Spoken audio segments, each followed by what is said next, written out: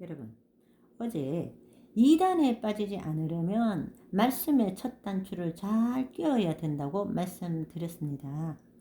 2단에 빠지는 이유가 잘못된 또는 편파적 성경 해석으로부터 출발한다 그랬죠. 그런 의미에서 우리가 성경을 제대로 읽고 이해한다면 2단에게 미혹되는 일은 없을 것입니다. 요한계시록은 우리에게 너무나 쉽고 유익한 책입니다. 그래서 어렵고 두려워할 책이 절대 아니라는 말이죠. 그래서 어제 2단의 특징 3가지를 말씀드렸고요. 오늘 좀 더 구체적으로 요한계시록에서 첫 번째 단추가 무엇이냐, 이것을 살펴보겠습니다. 성경 해석의 3가지 기본은 하나님의 존재론, 하나님의 나라, 그리고 하나님의 백성입니다. 이것이 성경 해석의 기본이고 성경 전체에 흐르는 주제입니다. 요한계시록도 마찬가지인데 계시록에 나와 있는 아주 작은 부분인 상징과 특별한 표현에만 집중하지 말고 성경의 기본적인 이 3가지에 집중을 하시면 됩니다. 그러면 첫 번째 단추는 항상 잘 끼워지게 되어 있습니다. 나머지 부분들은 이 주제를 도와주는 양념들입니다. 여러분 앞에 맛있는 음식 재료가 있다고 생각해 보십시오. 기본 재료는 하나님의 존재론, 하나님의 나라, 하나님의 백성입니다. 이렇게 좋고 맛있는 식재료가 있는데 만약에 여러분들이 그 옆에 있는 양념만 먹는다면 어떻게 됩니까? 맵고 짜고 달고 신, 이러한 양념에만 집중해서 먹을 필요는 없는 것이죠. 요한계시록에 나타나는 상징과 특별한 예언적인 표현이 이 양념에 해당하는 것입니다.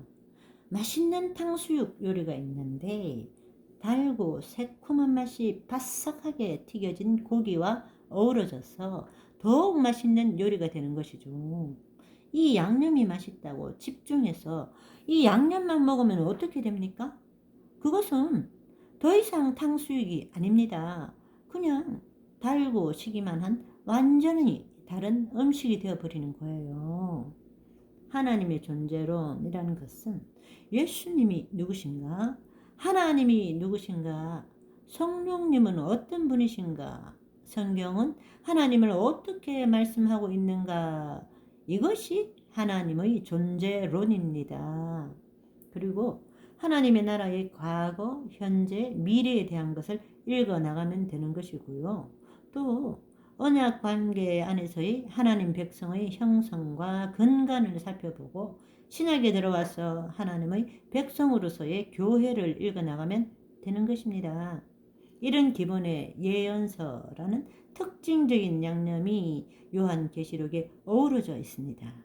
이렇게 우리가 전체적으로 성경을 보게 되면 요한계시록이라는 요리를 맛있게 즐길 수 있는 것입니다. 요한계시록도 이 3가지의 주제에 집중이 되어 있습니다.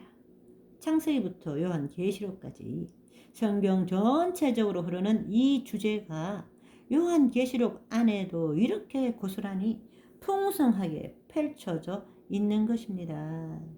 요한계시록보다 예수님이 어떤 분이신지 종합적으로 잘 말해주는 책은 없습니다.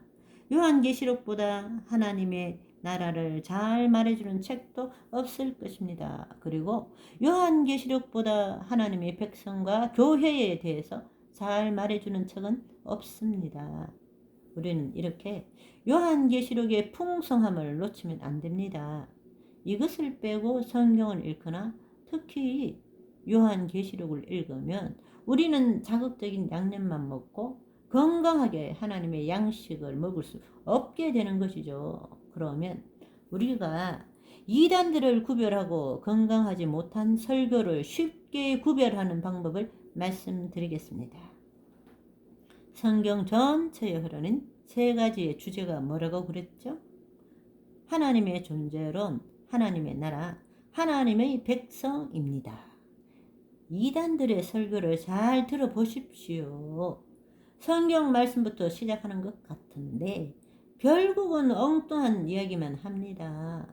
그들은 설교에서 하나님이 어떤 분이신가, 예수님이 어떤 분이신가, 하나님의 나라는 어떤 것인가, 하나님의 백성은 어떤 것인가, 이러한 문제에 대해서 관심이 없거나 이런 것을 말하는 척 하면서 자신들의 교리를 말하거나 겁을 주거나 헌금이나 헌신을 요구합니다.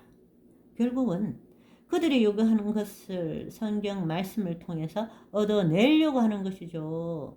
이것이 이단들, 하나님을 팔아 돈벌이 수단을 삼는 자들의 전형적인 모습입니다.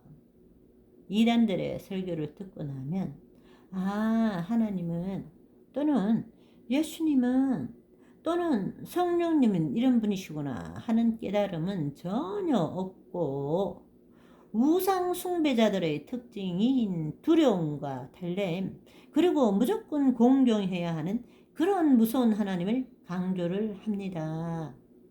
자유의지를 통해서 진정한 사랑의 관계가 아니라는 것이죠. 시간상 이단에 대해 요 정도로 마무리하고요. 그보다 우리는 요한계시록을 좀 더 쉽게 읽었으면 합니다. 이 시간을 통해서 한 가지 방법을 여러분들과 나누려고 하는데요. 요한계시록을 읽고 은혜 받는 방법으로, 이 방법이 절대적인 방법이나 최선의 방법이라고 말하는 것은 아닙니다. 그렇지만 요한계시록을 쉽고 편하게 읽고 은혜 받을 수 있는 가장 좋은 방법 중 하나입니다. 간단하게 노트를 하시면서 읽으시면 더 큰 은혜가 됩니다. 우선 하나님의 존재론으로만 요한계시록을 읽는 방법입니다. 요한계시록 1장을 펴놓고 성부, 성자, 성령, 즉 하나님, 예수님, 성령님을 어떻게 말씀하시는지 찾아 읽어내는 방법이죠. 이것도 어려우시면 예수님은 어떤 분이신가, 이것에만 초점을 맞추어서 읽어도 굉장한 은혜가 될 것입니다. 예수님을 알아가는데 너무 좋은 책이 요한계시록입니다. 예수님은 어떤 분이신가, 이런 질문을 가지고 읽다가 답이 나오면 노트에다 적으면서 읽어 내려가면 되시고요. 예를 들어서 제가 한번 읽어 보겠습니다. 1장 4절에는 예수님을 어떤 분이라고 말씀했습니까? 이제도 계시고 전에도 계시고 장차 오실 분이라고 말씀하고 있습니다. 5절에는 충성된 중인, 죽은 자들 가운데서 먼저 나셨다. 또 땅의 임금의 머리가 되시는 분, 바로 그분이 예수님이라고 합니다. 이 부분을 쉽게 이해하기 위해서 약간의 어역이 필요한데 잘 몰라도 큰 지장은 없습니다. 예수님이 이 요한계시록의 신실하신 증인이라는 뜻입니다. 또 예수님은 죽음으로부터 처음 태어나셨다. 즉 부활하셨고 우리의 부활의 소망이 되신다 라는 그런 뜻이 있습니다. 부활의 첫 열매가 되셨다. 그리고 5절 후반에 보면 예수님은 또 어떤 분이라고 말합니까? 우리를 사랑하시는 분, 그의 피로 우리를 죄에서 해방하신 분, 이분이 바로 예수님이라고 말씀하고 있습니다. 또 6절에는 우리를 나라와 제사장으로 삼으신 분, 7절에는 구름 타고 오시는 분, 8절에는 알파와 오메가, 처음과 마지막이란 뜻이죠.